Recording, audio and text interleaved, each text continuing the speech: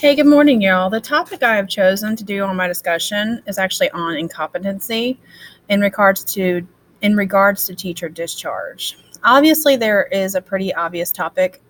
Obviously, this is a pretty obvious topic, of how this can negatively affect students' learning. Students won't be able to learn the necessary things they're supposed to learn if they do not have a competent teacher in the classroom to teach the required material. My stance on this topic is that teachers should not be fired initially. If a teacher has completed the necessary requirements to become a teacher, then there is something there that could be worked with.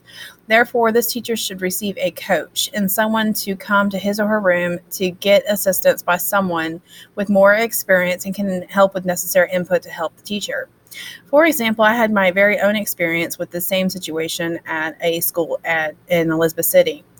I was a new teacher, had no idea how to teach, just was thrown into a testing grade, a higher level testing grade, and I had no support from anybody or anyone, which made it very difficult to know what I was supposed to be doing.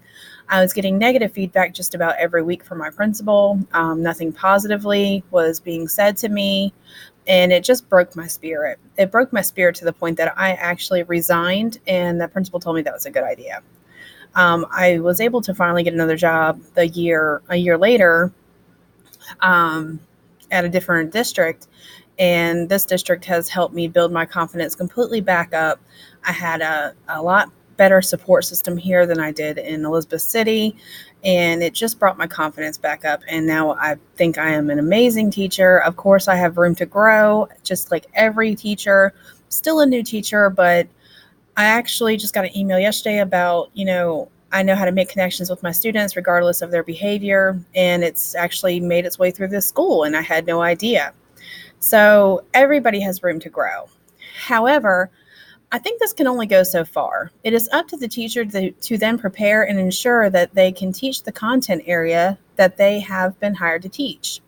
If the teacher decides that they do not want the advice or adhere to the advice, then the likelihood of them getting better is slim to none. At this point, if the school has exhausted all possible scenarios to help the teacher, it may be better to part with this teacher. Practice makes perfect, and not everyone will be a rock star the first time they are on stage. So sometimes it requires coaxing, molding, and input to make someone better. As teachers, we are all learning and we are all growing. The implications of this issue as a current teacher or a teacher leader is that it is our job as current teachers and teacher leaders to help newer teachers that may not be as confident or unsure about how to find things to help them teach their content. That was my big issue, not having any clue of where to get my sources from. So because this was me when I worked at Elizabeth City, it is hard to not have any help or encouragement. It is also vital as potential teacher leaders that we encourage our fellow teachers instead of discriminate against them in their ways of teaching. We all have something to offer each other, no matter how big or small that may be. So that is actually my complete thoughts, because I actually went through this in a different district, and it's spirit breaking. If you don't have the help and you don't have the assistance, it breaks your spirit.